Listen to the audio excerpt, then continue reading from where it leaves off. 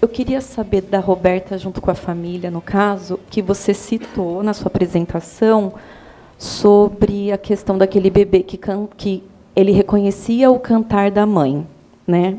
E daí, assim, na capacitação da família acolhedora, alguns pontos em relação à identidade dessa criança é também passado para a família acolhedora, para que ela se aproprie isso e dê uma continuidade, ou seria um novo manejo? Como que seria essa mediação da equipe técnica com a família acolhedora? Você diz se na capacitação a gente aprofunda nas questões próprias do desenvolvimento. Como a Desenvolvimento, identidade, alguma questão de histórico que seja pertinente para potencializar o desenvolvimento do bebê. Tá. Primeiro dizer que a capacitação, ela compõe ainda um processo de seleção e avaliação. A gente faz 6 encontros temáticos de qualificação, que é no finalzinho de um processo de entrevista, de encontros em grupo, são várias etapas, né? Esses encontros de qualificação, eles ainda compõem esse processo de avaliação. Então, a nossa ideia não é formar técnicos em desenvolvimento, técnicos na política de assistência, não é isso. Padronizar uma única forma de cuidado. A gente tem uma diversidade cultural e econômica no nosso grupo de famílias acolhedoras. A essência da criança estar sendo cuidada num ambiente familiar é justamente essa.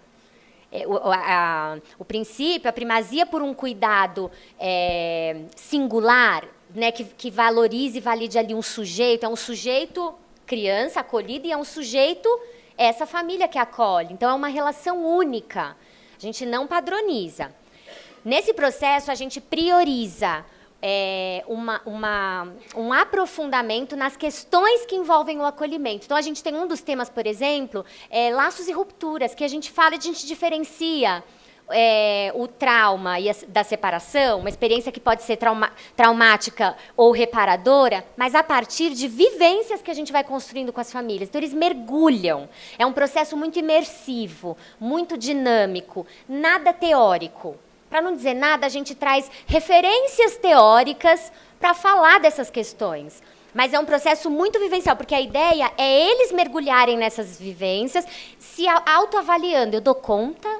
Que impacto que isso tem? Que relação que tem com a minha história? Por que eu estou aqui? Eu dou conta ou não dou conta? E a gente daqui do serviço também construindo essa avaliação. Claro, a gente, nos encontros de acompanhamento, a gente também faz encontros abertos, de supervisão em grupo, e encontros temáticos. A gente vai aprofundando, mas a partir do que eles vão trazendo como dúvidas. A gente queria entender, a gente atende uma criança prematura. Qual que é a grande diferença no desenvolvimento? Como melhor a gente pode estimular? Então, tem o acompanhamento lá, mas tem daqui um olhar nosso também. Nossos temas já foram o sono do bebê, Chantala, política de álcool e drogas, né? Programas dessa política, princípios, o que mais que nós já tivemos? A fono e o desenvolvimento, o sono do bebê, por aí vai, mas a gente vai construindo essa, que é uma qualificação, que a gente entende que eles vão também construindo um trabalho muito qualificado ali, mas a partir da demanda real, prática, que vai surgindo ao longo do acolhimento. Na passagem, isso é falado? Eu acho que é um pouco esse o teu interesse, Quando né? a criança chega. Quando a criança chega. Eu acho que a pergunta dela está muito ligada a isso. Quando a criança chega... Porque, assim, no processo de formação, a gente não sabe que criança vem. Eles desacolhendo, o próximo acolhimento, a gente não tem ideia que criança vem.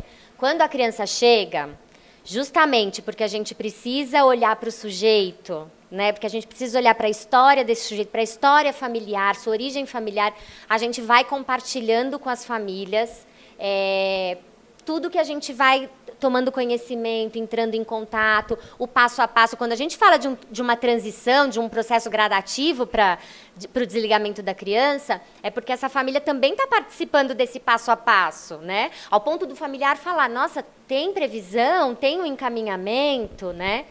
E sim, pensando na relação, muito, isso é fundamental, porque a nossa parceria no cuidado com a criança é assim, ó. Vou dar um exemplo.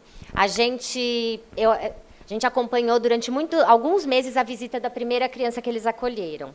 Toda visita, eu levava a criança no bebê conforto com uma fraldinha atrás. Um paninho que ela encostava a cabeça, eles ajeitavam para ela encostar a cabeça. Essa família já tinha trazido muitos objetos e a gente prioriza a utilização dos objetos da criança. Então, que a família traz, a mãe, o pai, as avós. Eu não sabia que essa fraldinha tinha vindo, porque já tinham vindo roupinhas, brinquedos, um monte de shampoo, né? Shampoo, condicionador com brilho, um monte de coisa de lá. Aí, um dia a gente está na visita e a bebê dormindo e a mãe assim, sabe, Roberta, que essa fraldinha, foi a primeira fralda que eu bordei logo que eu descobri que eu estava grávida.